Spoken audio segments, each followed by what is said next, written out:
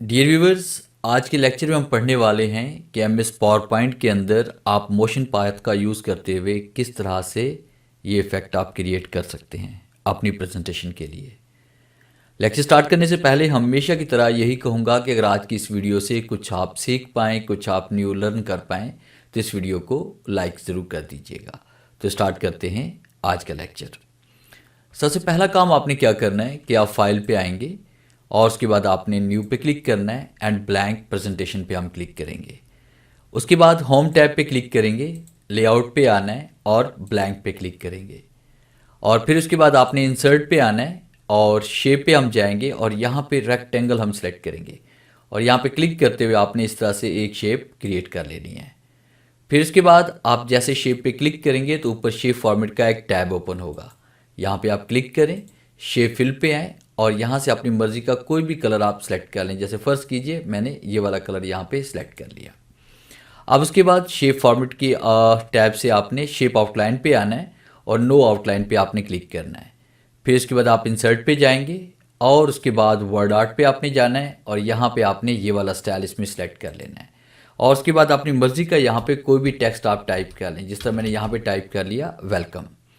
फिर इसके बाद आपने इसको फ़ॉन्ट साइज़ आपने देना है। आपने इसकी आउटलाइन पे क्लिक करना है, होम पे आएंगे, होम पे क्लिक करने के बाद फ़ॉन्ट साइज़ मैं यहाँ पे दे रहा हूँ 199 और एंटर प्रेस करते हैं तो इस तरह से आपने इसको साइज़ दे देना है। फिर इसके बाद आप यहाँ पे कोई भी बोल्ड सा फ़ॉन्ट इसमें अप्लाई करें। जैसे फ़र्ज़ कीजिए एरियल ब्लैक हो सकता है या आपकी अपनी मर्ज़ी का कोई भी बोल्ड फ़ॉन्ट हो सकता है। जैसे मैंने यहाँ पे ये वाला फ़ॉन्ट इसमें अप्लाई किया। अब उसके बाद इसको आपने सेंटर में लेके आना है तो शेप फॉर्मेट पे हम आएंगे, अलाइनमेंट पे आना है, अलाइन टू सेंटर करेंगे और अलाइन टू मिड करना है। फिर इसके बाद आपने सबसे पहले नीचे जो शेप आपने बनाई थी उस पर आप क्लिक करेंगे। याद रखिएगा नीचे वाली शेप पे क्लिक करना है। फिर शिफ्ट प्रेस करके ऊपर आप टेक्स्ट को सिलेक्ट करेंगे और उसके बाद शेप फॉर्मेट टैब पे आप क्लिक करेंगे, मर्ज शेप पे आना है और कंबाइन पे क्लिक करेंगे। जैसे हम कंबाइन पे क्लिक करेंगे तो ये शेप और टेक्स्ट दोनों कंबाइन हो जाएंगे। फिर उसके बाद आपने इंसर्ट पे आना है, पिक्चर पे आना है, दिस डिवाइस पे हम क्लिक करेंगे और उसके बाद यहाँ पे हम अपनी पसंद की पिक्चर यहाँ पे सिलेक्ट कर लेते हैं जो हम टेक्स्ट के अंदर शो करवाना चाहते हैं। इंसर्ट पे हम आते हैं, पिक्चर आपके पास आ चुकी है, पिक्चर पे हम क्लिक करेंगे। फिर पिक्चर फॉर्मेट पे आपने आना है और उसके बाद क्रॉप के ग्रुप में आपने आकर यहाँ पे एस्पेक्ट रेशो में आकर यहाँ पे 16.9 आपने सेलेक्ट करना है और उसके बाद क्रॉप पे क्लिक करेंगे तो इस तरह से ये एडजस्ट हो जाएगा। अब उसके बाद इसी पिक्चर को आपने बैक पे लेके जाना है तो राइट क्लिक करेंगे और उसे कर लेंगे सेंड टू बैक। ये बैक की तरफ पिक्चर आपकी चली जाएगी। टेक्स्ट में देखिए ये पिक्चर आपको नज़र आ रही है जो बैक की तरफ जा चुकी है। फिर उसके बाद एक और पिक्चर हम लेके आना चाहते हैं। इंसर्ट पे हम आएंगे, पिक्चर पे आएंगे, दिस डिवाइस पे हम क्लिक करेंगे और इसमें वो दूसरी पिक्चर हम सेलेक्ट करेंगे जिसको हम रिप्लेस करना चाहते हैं पहले वाली पिक्चर के साथ।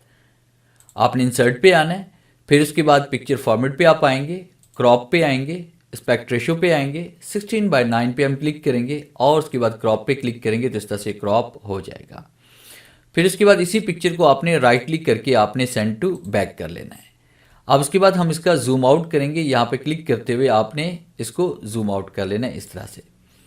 फिर इसके बाद आपने शेप पे क्लिक करना है। शेप को हम थोड़ा सा एक साइड पे लेके आते हैं और उसके बाद देखिए दोनों पिक्चर्स हमारे पास यहाँ पे एक दूसरे के ऊपर एडजस्ट हो चुकी हैं। आपने यहाँ पे क्लिक करना है और उसके बाद इस पिक्चर को उठाकर आपने इस तरफ लेके आना है, लेफ़्ट की तरफ ऐसे। और उसके बाद देखिए ये वाली पिक्चर जो है इसको हमने यहाँ पे देखिए हमारे पास ये पिक्चर जो है इसको हमने बैक की तरफ हमेशा रखना है। तो आपके पास जो पहली वाली पिक्चर थी वो सबसे आखिर में रहेगी। तो यहाँ पे इसी पिक्चर के ऊपर राइट क्लिक करते हैं, उसे सेंड टू बैक कर लेते हैं और फिर इसके बाद इस पिक्चर पे हम क्लिक करते हैं, शेप फॉर्मेट पे आते हैं, अलाइनमेंट पे आना है। उसके बाद अलाइन टू स्लाइड की कमांड को आपने सेलेक्ट करना है, अलाइन टू मिड हम करेंगे, अलाइन टू सेंटर कर लेते हैं। फिर हमने दोबारा यही शेप पे क्लिक करना है, शेप फॉर्मेट पे हम आएंगे, अलाइनमेंट पे आएंगे, अलाइन टू सेंटर करना है और अलाइन टू मिड कर लेना है। इस तरह से ये सारा कुछ एडजस्ट हो जाएगा। मगर जो ये वाली पिक्चर आपके पास है, ये वाली जो शेप आपके पास है, इसको आपने लेफ्ट की तरफ रखना है और यहाँ पे इसको सेंटर में रखना है। देखिए जैसे हम यहाँ पे सेंटर में लेके आ रहे हैं तो दरमियान में एक रेड कलर की लाइन आ रही है, इसका मतलब ये हुआ कि ये सेंटर में है हमारे पास। अब उसके बाद फिर हम क्या करने वाले हैं कि यहाँ पे हम इंसर्ट पे हम आएंगे। इंसर्ट पे क्लिक करने के बाद आपने शेप पे आना है और उसके बाद यहाँ पे हम ये वाली शेप सेलेक्ट करेंगे, रेक्टेंगल राउंडेड कॉर्नर, और यहाँ पे क्लिक करते हुए आपने इस तरह से एक शेप को इस ड्रॉ कर लेना है। उसके बाद हम जूम इन करते हैं ताकि इस शेप को करीब से हम देख सकें और उसकी फॉर्मेटिंग हम कर पाएँ। आपने इसके ऊपर क्लिक करना है। क्लिक करने के बाद आपने यहाँ पे शेप फॉर्मेट पे आना है, शेप आउटलाइन पे आएंगे और उसे नो आउटलाइन कर लेंगे।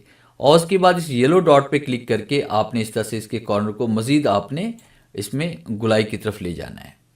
फिर यहाँ पे क्लिक करते हैं। क्लिक करने के बाद शेप फॉर्मेट पे आना है, शेप इफेक्ट पे हम आएंगे, बिवल पे हम आएंगे और यहाँ पे अपनी मर्जी का कोई भी अच्छा सा इफेक्ट हम यहाँ पे अप्लाई कर लेते हैं। ये देखिए बहुत सारे इफेक्ट्स हैं हमारे पास। जैसे फर्स्ट कीजिए हमने ये वाला इफेक्ट इसमें अप्लाई कर लिया।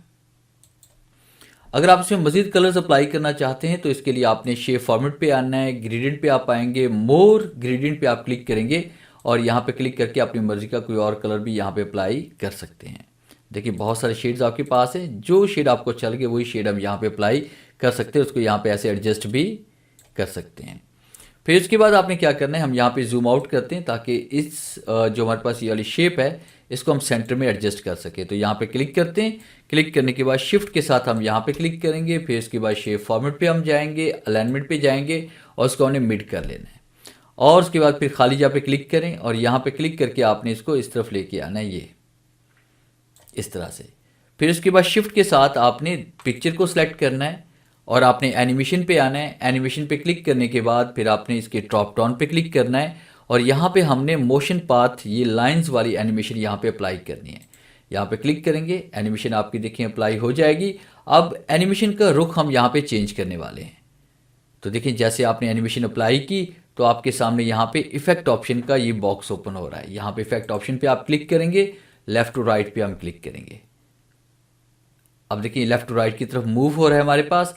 अब उसके बाद फिर आपने क्या करना है कि आपने यहाँ ऊपर सेकंड जो है हमारे पास वो हम यहाँ पे देंगे। जैसे इसमें 5-6 सेकंड आप इसमें ऐड कर लें। जैसे मैं 6 सेकंड इसमें ऐड कर रहा हूँ, एंटर प्रेस करते हैं तो 6 सेकंड यहाँ पे ऐड हो चुके हैं। ये वाली पिक्चर 6 सेकंड के अंदर यहाँ पे कवर होगी। फिर उसके बाद आपने इसको जूम आउट करना है यहाँ पे ताकि हम इसको सेट कर सकें। अब आपने देखिए ये आपके पास दोनों इफेक्ट अप्लाई हो चुके हैं, एक ये वाला इफेक्ट और एक ये वाला। हम यहाँ पे क्लिक करते हैं। क्लिक करने के बाद आपने इसको उठाकर इस तरफ लेके जाना है, ये ऐसे। फिर इसके बाद आपने इस पिक्चर वाले जो इफेक्ट है हमारे पास, यहाँ पे इस मोशन पाथ पे हम क्लिक करेंगे और इस रेड डॉट पे क्लिक करके इसको आपने इस तरफ मूव करना है, ऐसे इस तरह से। फिर इसके बाद जैसे हम कीबोर्ड से F5 प्रेस करेंगे, जैसे कीबोर्ड से F5 प्रेस करेंगे और राइट एरो प्रेस करेंगे तो ये देखिए ये हमारे पास प्रॉपर वर्क करना शुरू कर देगा। आप चाहें तो इसके कुछ सेकंड बढ़ा भी सकते हैं और कम भी कर सकते हैं। तो ये था मेरा आज का लेक्चर जिससे मैंने आपको पढ़ाया कि MS पावरपॉइंट के अंदर आप मोशन पाथ का इफेक्ट इस्तेमाल करते हुए किस तरह से एनिमेटेड इमेजेस बना सकते हैं। उम्मीद है आज के इस लेक्चर में ज़रूर कुछ नया सीखने को मिला होगा। वीडियो अच्छी लगी है तो इसे लाइक कीजिए और अपने दोस्तों के साथ शेयर कीजिए। मिलते हैं हम नेक्स्ट लेक्चर में, तब तक के लिए गुड बाय।